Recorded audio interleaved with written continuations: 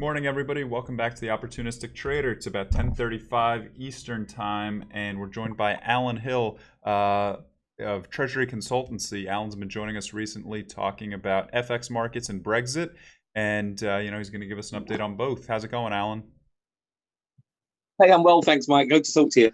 Yeah, great to talk to you. So I have a number of questions about Brexit specifically, but before we get into that, I just wanted to kind of get your thoughts on what you think. It's been a kind of a volatile week in the markets. That said, G10 FX, which I know you focus on most, hasn't really done a whole lot.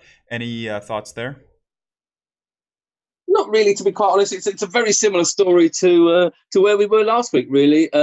Italy is still causing problems to Brussels. The European Commission doesn't like the Italian budget, but that was not news at all. And although the euro's a little lower, it didn't really affect it too much.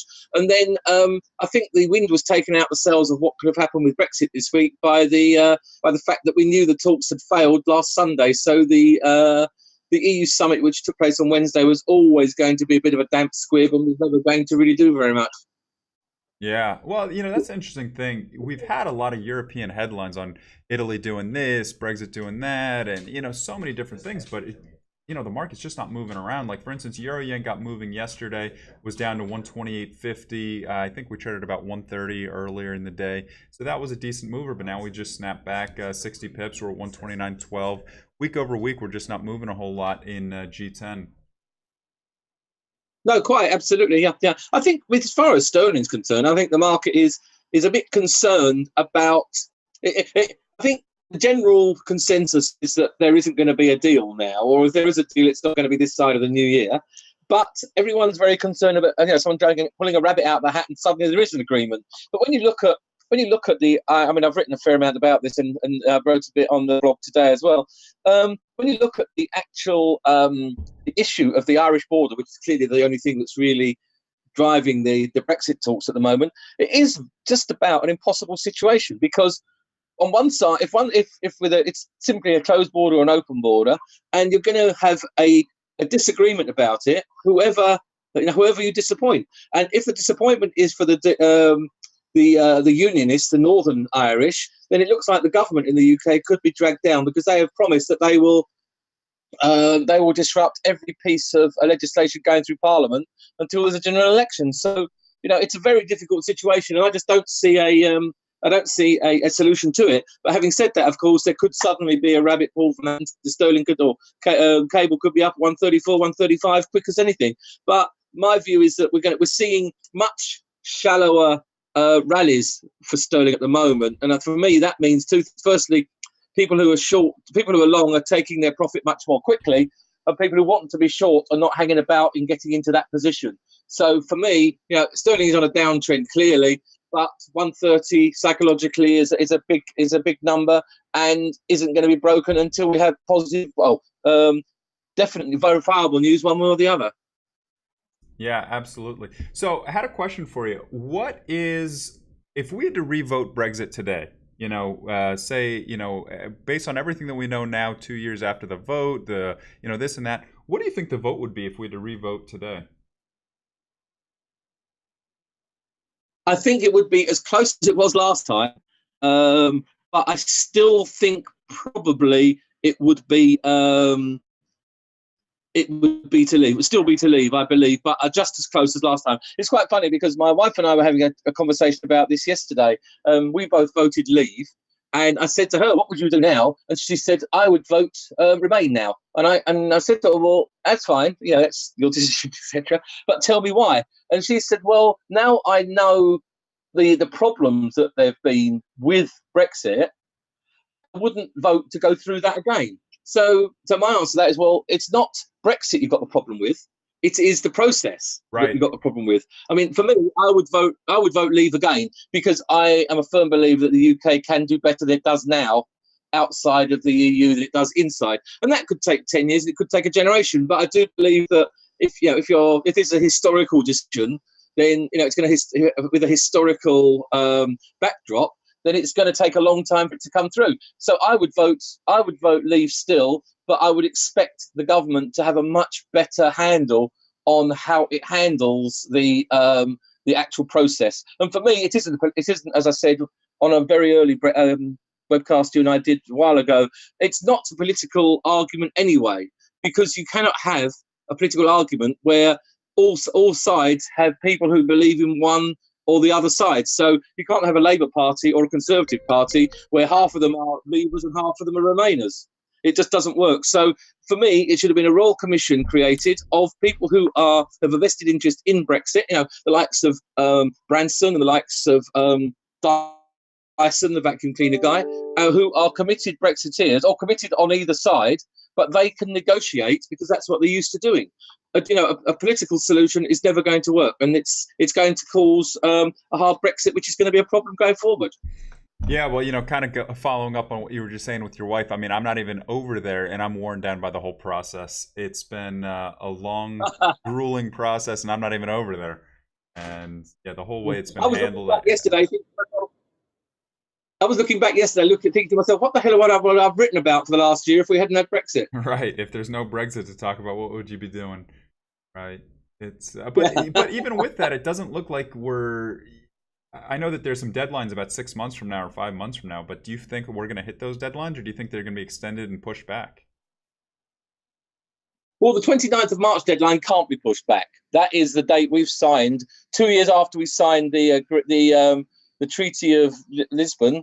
You leave the EU, but you can agree a transition period, and the transition period at the moment is through until the 31st of December 2020. So between 29th of March next year and the 31st of December 2020, the UK stays in the EU. It still contributes to the budget. It still abides by all the rules, but it has no say in making any rules. So if the EU in that transition period turned around and said something absolutely outrageous, the UK would still have to abide by that decision until the 31st of December 2020. And that is what's caused the big uproar here the last couple of days, because, of course, Mrs. May has turned around and said, well, why don't we think about extending the deadline and the transition period? And, of course, the transition period, if you try, let's see, extend it for 6 months up until the 30th of June 2021, from between December 31, 2020 and June 30, 2021, the EU will be going through its budgetary process for its next round of spending. So the UK would be mired in agreeing those budgets, making payments on those budgets, where there is never a slightest benefit would accrue to the UK at all. And that's what's caused the massive uproar here over the last few days. Yeah, absolutely. So what are we expecting over the next week or two? Anything material? I think not. No, I think that both sides are going to go back, because neither side now can afford to come out and say, with fanfares, we have a solution, and then suddenly find out they don't have a solution. So it really is going to be a time for discussion over the next couple of weeks. The UK, on one side, is clearly going to have to ensure that whatever it decides, the Democratic Unionists from Northern Ireland are on side very much, and from a EU perspective, the Irish Republic are going to have to be on side, because they are saying they will veto any agreement which doesn't have an open border between the two sides of Ireland. But having said that, if there is a hard Brexit and there's no agreement by the 29th of March next year, then there will be a hard Brexit. There will be no transition period. The UK will not pay any divorce fee, and there will be a hard border between both sides of Ireland, which neither side actually wants, because the UK don't want a hard border, because that is a big part of the Northern Ireland peace process. The Good Friday Agreement was based around having an open border on one side, and of course for the Irish Republic, they can't survive to any degree without an open border now, because they're so reliant upon the UK for trade and for various other things. So it's almost an impossible situation for them as well. Yeah, well, as always, pretty interesting to see. It seems like it's moving at a snail's pace, and it seems like we get 8 headlines, 4 of which are forward, 4 of which are backwards. So, keep us up to date. We appreciate the information. Yeah, Mike, just one more thing before I go, if Absolutely. You've got a minute. Yeah. I was thinking about this over the last 48 hours. I put it out to a few guys I know in the market, I have a kind of a, I wouldn't say it's a solution, but it's an idea. I assume it's been discussed. I'd be very surprised if I was the genius who solved the Irish problem. But my view is, if they looked at it the other way around and they said that all goods entering the Republic of Ireland from the EU were charged a tariff at the same level that the EU would charge the UK a tariff, and then any goods that are sold, any of those goods that are sold within Ireland, receive a rebate on VAT that to the value of how much extra tariff would have been paid on those goods. But any goods which find their way across the border clearly wouldn't get the refund on the VAT. Then for me, that works, because that gives Ireland and the UK an open border. It allows the tariff that the EU is clearly going to charge the UK, on its trade agreement, to be collected. The only issue is, one of my friends came back to me and said, "Well, Alan, are Ireland actually going to agree to collect to help out the UK and to collect the tariff on their behalf?" And my answer to that was, well, why not? Because if they don't, then a closed border hurts the Republic of Ireland far more than it hurts the UK. Yeah, well, that's the sort of thing that you have the insight on, and being over there, much more connected. Seems like you got it figured out. You need to go over there and start banging on doors, make people listen to you. Yeah, I'm not sure that's my thing to do. But anyway, it's I put it up on a couple of blogs, and I haven't had any major negatives yet. So we'll see. But anyway, there must be a solution, and I'm sure we found at some point. But for now, sterling's in a downtrend, and I think that continues. A break of 130 sees it accelerate, but I think 127 and a bit now is, for me, the bottom anyway.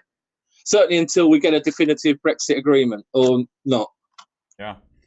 Okay. Well, Alan Hill, Treasury Consultancy, thank you very much for joining us, giving us the Brexit update, FX update. We'll keep a close eye on it, and we'll look forward to seeing you. Keep us updated. So Alan writes blogs for us. You can see him in the FX blog section, and he'll be on with us definitely as things get interesting with Brexit talk. So thanks a lot, Alan. Have a good weekend.